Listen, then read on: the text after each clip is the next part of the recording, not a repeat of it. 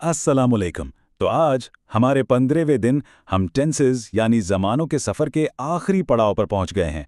आज का हमारा मौजू है फ्यूचर टेंस यानी ज़माने मुस्तकबिल।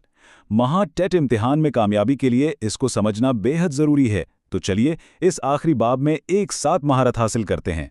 तो आज हम क्या क्या सीखने वाले हैं? सबसे पहले हम फ्यूचर टेंस का एक तारुफ देखेंगे, फिर फ्यूचर इंडेफिनिट और फ्यूचर कंटिन्यूस को गहराई में समझेंगे। इसके बाद कुछ सवालों से अपनी समझ को आजमाएंगे, फिर एक ज़बरदस्त चीट शीट देखेंगे जो रिवीजन के लिए बेहतरीन है, और आखिर में एक बहुत ही खास स्मार्ट टिप पर बात करेंगे। ठीक है, तो आइए शुरू करते हैं। आज का हमारा मौजू फ्यूचर टेंस इतना अहम क्यों है? क्योंकि महाटेट के पर्चों में अक्सर ऐसे जुमले आते हैं जिनमें इरादे, पेशीन गोइयां या शर्त या बातें होती हैं, और उन सबको समझने की चाबी यही टेंस है। यह हमारे ज़मानों के सफ़र का आखिरी लेकिन बहुत ही अहम बाब है। हम अपनी बात का आगाज़ पहले टेंस से करते हैं, फ्यूचर इंडेफिनिट, जिसे हम मुस्तकबिल सादा भी कहते हैं।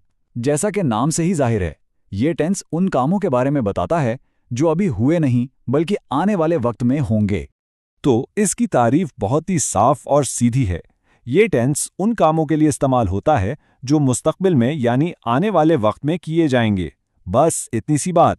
अब आती है सबसे ज़रूरी चीज़, इसका फॉर्मूला। सब्जेक्ट के बाद हम विल या शैल का इस्तेमाल करते हैं और उसके साथ हमेशा, याद रखिएगा हमेशा, फेल की पहली फॉर्म यानी V1 ही आएगी। लेकिन यहाँ एक सवाल ज़रूर जहन में आता है कि विल कहाँ इस्तेमाल करना है और शैल कहाँ। तो रिवायती ग्रामर का असूल ये कहता है कि शैल का इस्तेमाल सिर्फ आई और वी के साथ होता है, जबकि विल बाकी तमाम सब्जेक्ट्स जैसे ही, शी, इट, दे और यू के साथ इस्तेमाल होता है। और इम्तिहान में अक्सर यही रिवायती असूल पूछा जाता है। और ये रहा एक बहुत ही काम का स्मार्ट पॉइंट, इसको ज़रूर नोट कर लें। आजकल की अंग्रेजी में लोग सभी सब्जेक्ट्स के साथ विल लगा देते हैं, लेकिन जब बात इम्तिहान की आती है तो आपको आई और वी के साथ शैल वाला क्लासिक उसूल ही याद रखना है, क्योंकि सवालात अक्सर इसी की बुनियाद पर बनते हैं। आइए इन उसूलों को मिसालों से और पक्का करते हैं। पहली मिसाल देखें, आई शैल गो टू दिल्ली टुमारो। यहां सब्जेक्ट आई है, इसलिए हमने शैल इस्तेमाल किया। दूसरी मिसाल है, ही विल हेल्प यू। यहां सब्जेक्ट ही है, इसलिए उसके साथ विल आया है। चलिए अब आगे बढ़ते हैं अपने दूसरे टेंस की तरफ, जो है फ्यूचर कंटिन्यूस या मुस्तकबिल जारी। ये टेंस उन कामों के बारे में बताता है जो मुस्तकबिल में किसी खास वक्त पर हो रहे होंगे, यानी काम जारी होगा। इसका फॉर्मूला भी बहुत आसान है। हम सब्जेक्ट के बाद विल बी या शैल बी का इस्तेमाल करते हैं और उसके साथ फेल की आईएनजी वाली फॉर्म लगाते हैं। यहां ये याद रखना है कि बी और आईएनजी दोनों का होना लाजमी है। मिसालें देखिए, I shall be waiting for you. इसका मतलब है कि मैं आपका इंतज़ार कर रहा हूँगा, यानी मुस्तकबिल में ये काम जारी रहेगा। दूसरी मिसाल, they will be playing a match at this time tomorrow. वो कल इस वक्त एक मैच खेल रहे होंगे। यहाँ भी मुस्तकबिल में जारी रहने वाले अमल को दिखाया गया है। तो अब ठीक है, अब जब हमने दोनों टेंसेस के बुनियादी उसूल समझ लिए हैं तो वक्त आ गया है खुद को टेस्ट करने का।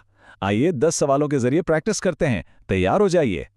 पहला सवाल, आई शैल कॉल यू टुमारो। रिवायती ग्रामर के मुताबिक यहाँ क्या आएगा? सोचिए। जी हाँ, जवाब है शैल, क्योंकि आई के साथ शैल लगता है। दूसरा सवाल, मुस्तकबिल के टेंसेस में विल के बाद फेल की कौन सी फॉर्म आती है? बिल्कुल सही, जवाब है पहली फॉर्म यानी V1।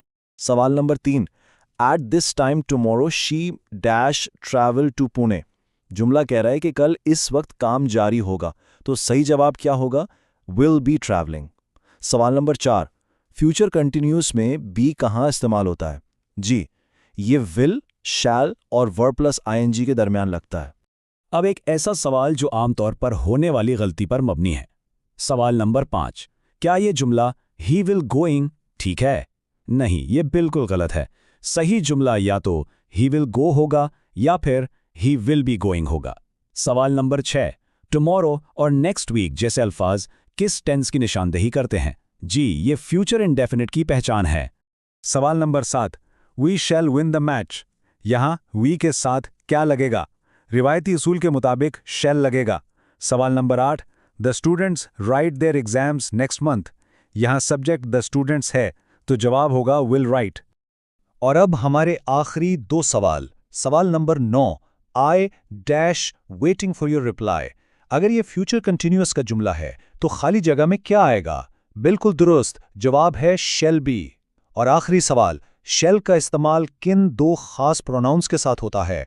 जवाब बहुत आसान है, आई और वी। बहुत खूब। प्रैक्टिस के बाद अब इन तमाम मालूमात को एक जगह जमा करते हैं, एक ज़बरदस्त चीट शीट की शक्ल में।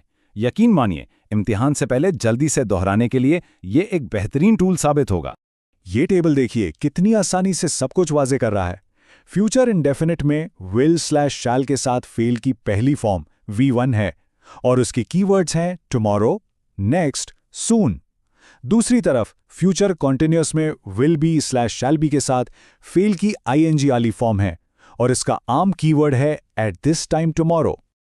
और अब हम अपने आखिरी नुक्ते पर आते हैं, एक ऐसी स्मार्ट टिप जो फ्यूचर टेंस के बारे में आपकी समझ को और गहरा करेगी और इम्तिहान में आपको दूसरों से आगे रखेगी।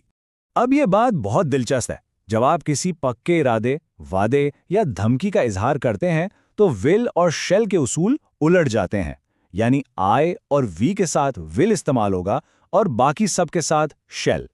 ये एक एडवांस्ड उसूल है जो अंग्रेजी जुबान की बारीकियों पर आपकी मजबूत गिरफ्त को जाहिर करता है। और आज का ये सेशन हम इस सवाल पर ख़त्म करते हैं कि विल और शैल के दरमियान इस बारीक से फ़र्क को जानना किसी वादे या इरादे के मानी को कैसे बदल देता है। इस पर ज़रूर सोचिएगा, क्योंकि ज़ुबान सिर्फ उसूलों का नाम नहीं बल्कि एक गहरे मानी और जज्बात का नाम है।